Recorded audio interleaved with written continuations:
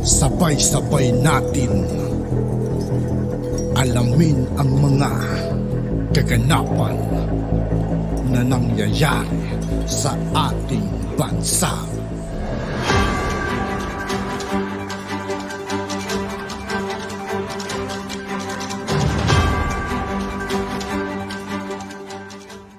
Yo, what's up mga kaibigan? This is I2K po again.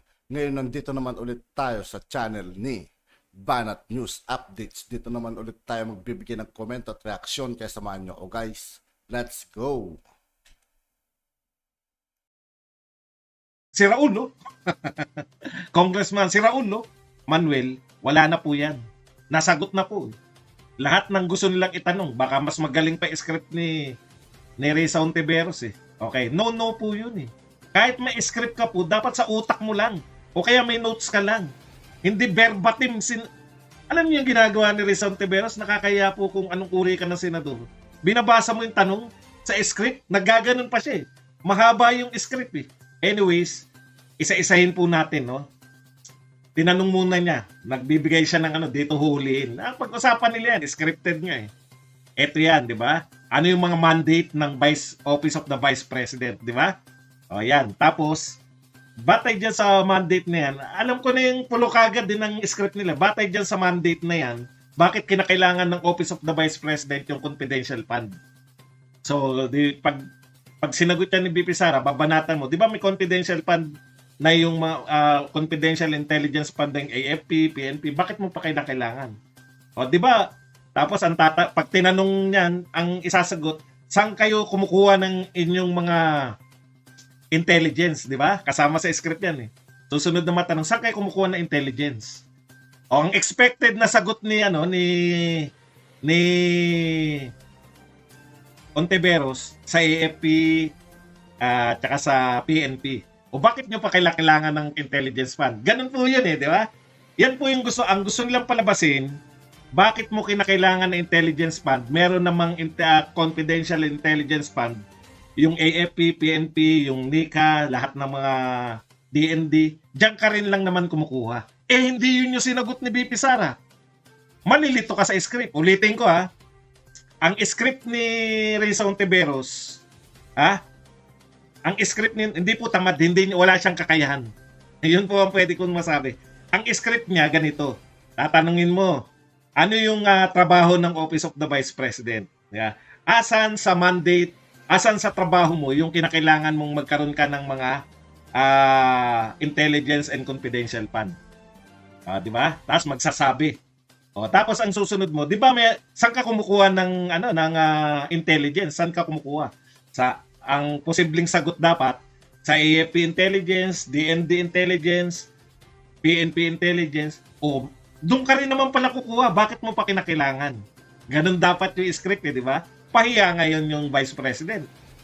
Hindi ganun ang sagot ni Inday Sara. Una, tinanong, what is your mandate? Ang mandate po ng Office of the Vice President ay hahalili ako sa presidente ng Pilipinas pag siya'y natigok. Totoo naman eh, di ba? Totoo naman eh. Pero maliban sa trabaho na yan, yun yung trabaho ni Lenny. Yun lang po ang trabaho ni Lenny. Huwag na tayo mag-inartihan. Okay, pero maliban po sa tagahalili, kung sakaling may mangyari sa president, meron pa siyang ibang trabaho. Defense Secretary, NTF-LCAT, saka yung marami pa siyang mga ginagawa. Pagtulong, maraming humihingi ng tulong sa Office of the Vice President. Nagtatag pa siya ng mga 10. Tama yung kwenta ko noong una, hindi lang pala 6 eh. 10 yung satellite office ng mga Office of the Vice President. So, meron siyang trabaho na create niya para sa kanya sarili. Innovation niya yun, di ba? Okay. So, yan yung trust niya. O kaya, ang sagot, ang tanong, saan mo gagamitin? Wala naman sa mandate mo yan.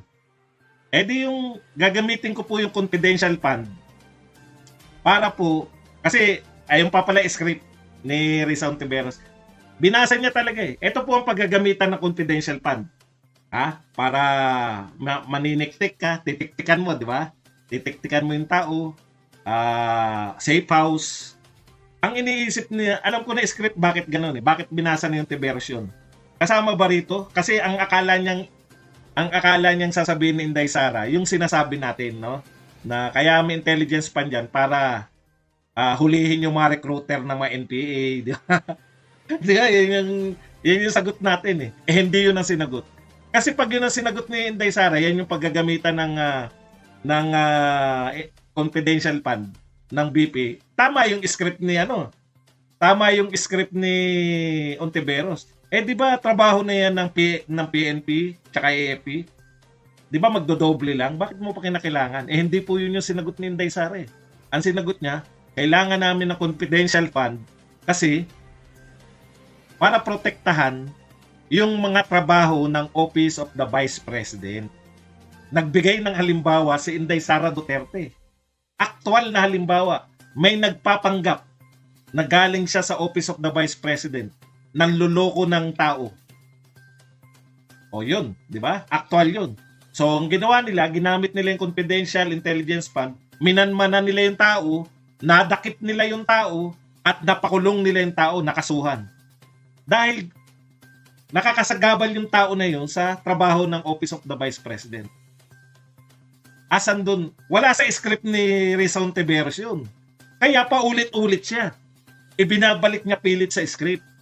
Ibinabalik niya na humihingi ba kayo ng intelligence sa PNP at saka sa AFP? Opo. Pero meron din kaming sarili. Meron din kaming sariling intelligence. Meron din kaming sariling gathering ng intelligence. Kaya kailangan na justify. Hindi sila umaasa lang. Ang script kasi na gustong sundan ni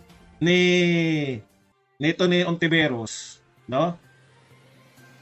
Doon din naman kayo kumukuha ng intelligence gathering nyo. Doon din naman galing sa PNP, AFP. Sinabi ni Inday Sara, hindi. May sarili kaming intelligence gathering. Precisely yung BP, SPG, yung create niya na mangangalaga sa opisina ng Vice President at sa Vice President mismo. Yun nga yun eh. May sarili silang intelligence gathering. Hindi lang sila umaasa sa PNP. So yung script nila na dapat wala na kayong intelligence fund at confidential fund dahil nanghihingi rin lang naman kayo ng intelligence, nabura na yun. May sariling intelligence si Sara Duterte. O edi inuulit na naman na yan. Paulit-ulit siya, binabalik na rin sa script niya eh. Hindi nga pwedeng ibalik sa script mo kasi yung script mo hindi ugma dun sa sinasagot. Isa pa. Ano ba mga trabaho? Kasi ang script kasi ni Rizal Ontiveros, ito yung pinaggagamitan ng intelligence fund at saka confidential fund ayon sa batas. Kaya tatanungin niya ngayon, ano ba trabaho mo? Tapos ikukontra niya rito, ay wala naman dito yan. Di ba? Wala naman dito yan sa yung sinasabi mong trabaho mo. Wala naman dito sa batayan para magkaroon ka ng confidential at intelligence fund. Pero hindi yun ang sinagot eh. Ang sinagot ni Sara Duterte, nung tinanong siya, sumusunod po kami sa guidelines. No? Katunayan, nag-submit po kami, kasi 2022 po yung pinag-usapan, nag-submit po kami sa Senate President, sa COA, at saka sa House of, Speaker of the House. So nag-submit siya ng mga pinaggamitan. Katabilan ng bibig. Ay sige, babasahin ko pa lang yan. Dinahuli ka. Hindi mo pala alam kung saan ginamit talaga ni Inday Sara yung confidential fund niya. Confidential nga eh. Pero meron na siyang written, nag-submit na siya sa Senate President. Pag-aaralan pa lang ni Rizal Ontiveros. Nahuli siya sa bibig niya na gusto niya ng banatan yung confidential at intelligence fund ni Sara Duterte. Hindi niya pa pala na pag-aaralan kung saan ginamit ng Office of the Vice President yung kanyang intelligence fund at confidential fund. Di ba? Pag-aaralan mo pa lang. Pero yung insinuation nyo, isa pa request niya, sinabi niya na, sabi ni BP Sara, yung usual, sasagutin po, hindi, Madam Vice President, gusto ko kayo sumagot. Hindi naman ganito yung wordings. Hindi ko naman matatandaan kung ano mas sinabi, pero ganito po yung nangyari. Sabi niya, request niya, ang sasagot ng kanyang mga katanungan, si BP Sara. Sinagot, kaya si BP Sara ang sumasagot actual. So napabulaanan po Lalong, kaya nga sinasabi ko eh, no? Wala pong tinatago eh. Tanungin nyo si BP Inday Sara, masasagot kayo. O ngayon po, nakita na sambayanan. Kailangan pala talaga ng confidential fund. Dahil may mga nambabalatuba sa mga proyekto ng Vice President. Vice President lang ha. O isa pa. Kailangan niya rin, ito pa isa. Hindi ko alam si Pimentel na yata yung nagtatanong. Kailangan niya ng intelligence gathering. Siya mismo, yung office niya, Office of the Vice President, kinakailangan nila kasi siya rin ay NTF-ELCAC co-vice chair. Yeah? Totoo yan. Alam natin lahat yan. E di may nakita si Pimentel. Sabi niya, paano mo kailangan yan?